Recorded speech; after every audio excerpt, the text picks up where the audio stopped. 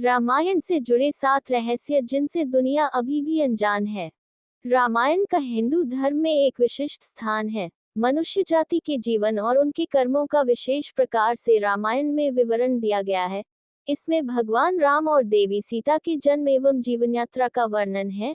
हम में से अधिकांश लोगों को रामायण की कहानी पता है, लेकिन इस महाकाव्य से जुड़े कुछ ऐसे भी रहस्य हैं जिनके बारे में लोगों को जानकारी नहीं है। आज हम आपके सामने रामायण से जुड़े ऐसे ही 7 रहस्य उजागर कर रहे हैं। ऐसा माना जाता है कि मूल रामायण की रचना ऋषि वाल्मीकि द्वारा की गई थी, लेकिन कई अन्य संतों और वेद पंडितों जैसे तुलसीदास, संत एकनाथ इत्यादि ने भी इसके अन्य संस्करणों की रचना की है। हालांकि प्रत्येक संस्करण में अलग अलग तरीके से कहानी का वर्णन किया गया है, लेकिन मूल रूपरेखा एक ही है। ऐसा माना जाता है कि रामायण की घटना 4वीं और 5वीं शताब्दी ईस्वी पूर्व की है। 1. लक्ष्मण रेखा प्रकरण का वर्णन वाल्मीकि रामायण में नहीं है। पूरे रामायण की कहानी में सबसे पेचीदा प्रकरण लक्ष्मण रेखा प्रकरण है, जिसमें लक्ष्मण वन में अपनी झोपड़ी के चारों ओर एक रेखा खींचते हैं। जब सीता के अनुरोध पर राम हिरण को पकड़ने और मारने की कोशिश करते हैं, तो वह हिरण राक्षस मारीच का रूप ले लेता है। मरने के समय में मारीच राम की आवाज में लक्ष्मण और सीता के लिए रोता है। ये सुनकर सीता लक्ष्मण से आग्रह करती है कि वह अपने भाई की मदद के लिए जाए, क्योंकि ऐसा प्रतीत होता है कि उनके भाई किसी मुसीबत में फंस गए हैं। पहले तो लक्ष्मण सीता को अकेले जंगल में छोड़कर जाने को राजी नहीं हुए, लेकिन बार बार सीता द्वारा अनुरोध करने पर वह तैयार हो गए।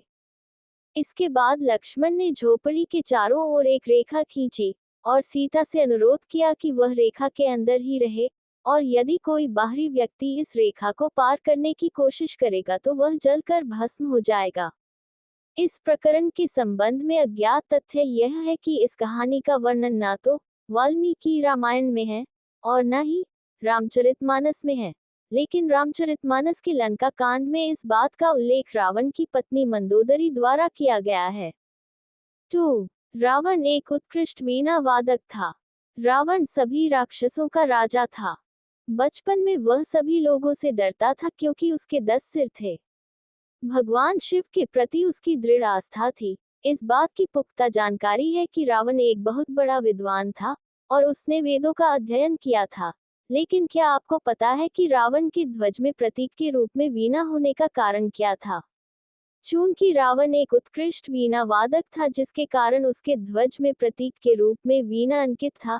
हालांकि रावण इस कला को ज्यादा तवज्जो नहीं देता था, लेकिन उसे यही यंत्र बजाना पसंद था। 3. इंद्र के ईर्ष्यालु होने के कारण कुंभकर्ण को सोने का वरदान प्राप्त हुआ था। रामायण में एक दिलचस्प कहानी हमेशा सोने वाले कुंभकर्ण की है।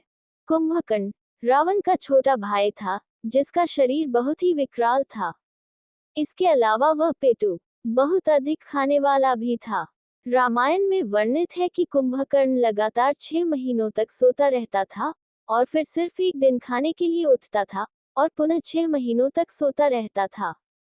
लेकिन क्या आपको पता है कि कुंभकर्ण को सोने की आदत कैसे लगी थी?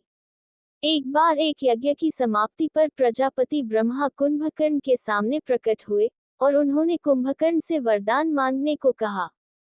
इंद्र को इस बात से डर लगा कि कहीं कुंभकर्ण वरदान में इंद्रासन न मांग ले, अतः उन्होंने देवी सरस्वती से अनुरोध किया कि वह कुंभकर्ण की जिह्वा पर बैठ जाए, जिससे वह इंद्रासन के बदले निद्रासन मांग ले। इस प्रकार इंद्र की ईर्ष्या की वजह से कुंभकर्ण को सोने का वरदान प्राप्त हुआ था। 4. नासा के अनुसार रामायण की कहानी और आदम का पुल एक दूसरे से जुड़े हुए हैं। रामायण की कहानी के अंतिम चरण में वर्णित है कि राम और लक्ष्मण ने वानर सेना की मदद से लंका पर विजय प्राप्त करने के लिए एक पुल का निर्माण किया था। ऐसा माना जाता है कि यह कहानी लगभग 1750 साल पहले की है। हाल ही में नासा ने पाक जलदमरुमध्य में श्रीलंका और भारत को जोड़ने वाले एक मानव निर्मित प्राचीन पुल की खोज की है, और शोधकर्ताओं और पुरातत्वविदों के अनुसार इस पुल के निर्माण की अवधि रामायण महाकाव्य में वर्णित पुल के निर्माण काल से मिलती है। नासा के उपग्रहों द्वारा खोजे गए इस पुल को आदम का पुल कहा जाता है और इसकी लंबाई लगभग 30 किलोमीटर है। 5. रावण को पता था कि वह राम के हाथों मारा जाएगा। रामायण की पूरी कहानी पढ़ने के बाद हमें पता चलता है कि रावण एक क्रूर और सबसे विकराल राक्षस था, जिससे सभी लोग घृणा करते थे। जब रावण के भाइयों ने सीता के अपहरण की वजह से राम के हमले के बारे में सुना, तो अपने भाई को आत्मसमर्पण करने की सलाह दी थी।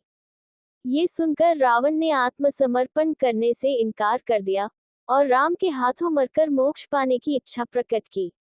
उसने कहा कि अगर राम और लक्ष्मण दो सामान्य इंसान हैं, तो सीता मेरे पास ही रहेगी, क्योंकि मैं आसानी से उन दोनों को परास्त कर दूंगा, और यदि वे देवता हैं, तो मैं उन दोनों के हाथों मरकर मोक्ष प्राप्त करूंगा।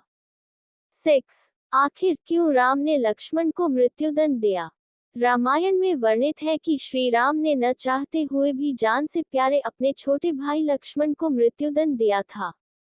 आखिर क्यों भगवान राम ने लक्ष्मण को मृत्युदंड दिया था?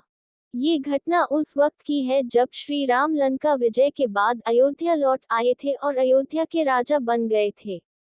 एक दिन यम देवता कोई महत्वपूर्ण चर्चा करने के लिए श्री राम के पास आते हैं। चर्चा प्रारंभ करने से पूर्व उन्होंने भगवान राम से कहा कि आप मुझे वचन दें कि जब तक मेरे और आपके बीच वार्तालाप होगी, हमारे बीच कोई नहीं आएगा, और जो आएगा उसे आप मृत्युदंड देंगे। इसके बाद राम लक्ष्मण को ये कहते हुए द्वारपाल नियुक्त कर देते हैं कि जब तक उनकी और यम की बात हो रही है, वो किसी को भी अंदर न आने दे, अन्यथा वह उसे मृत्युदंड दे देंगे। लक्ष्मण भाई की आज्ञा मानकर द्वारपाल बनकर खड़े हो जाते हैं। लक्ष्मण को द्वारपाल बने कुछ ही समय बीतने के बाद वहां पर ऋषि दुर्वासा का आगमन होता है। जब दुर्वासा ने लक्ष्मण से अपने आगमन के बारे में राम को जानकारी देने के लिए कहा, तो लक्ष्मण ने विनम्रता के साथ मना कर दिया। इस पर दुर्वासा क्रोधित हो गए तथा उन्होंने संपूर्ण अयोध्या को श्राप देने की बात कही। लक्ष्मण ने शीघ्र ही यह निश्चय कर लिया कि उनको स्वयं का बलिदान देना होगा, ताकि वो नगरवासियों को ऋषि के श्राप से बचा सके, और उन्होंने भीतर जाकर ऋषि दुर्वासा के आगमन की सूचना दी। अब श्री राम दुविधा में पड़ गए, क्योंकि उन्हें अपने वचन के अनुसार लक्ष्मण को मृत्युदंड देना था। इस दुविधा की स्थिति में श्री राम ने अपने गुरु वशिष्ठ का स्मरण किया और कोई रास्ता दिखाने को कहा। गुरुदेव ने कहा कि अपनी किसी प्रिय वस्तु का त्याग उसकी मृत्यु के समान ही है, अतः तुम अपने वचन का पालन करने के लिए लक्ष्मण का त्याग कर दो। लेकिन जैसे ही लक्ष्मण ने ये सुना, तो उन्होंने राम से कहा कि आप भूल कर भी मेरा त्याग नहीं करना, आपसे दूर रहने से तो यह अच्छा है कि मैं आपके वचन का पालन करते हुए मृत्यु को गले लगा लूं। ऐसा कहकर लक्ष्मण ने जल समाधि ले ली। 7.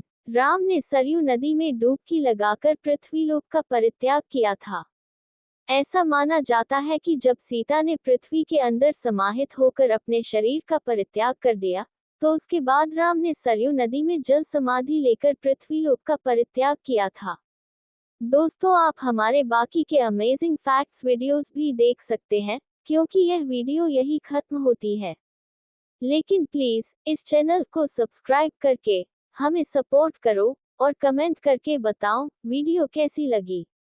Thanks for watching.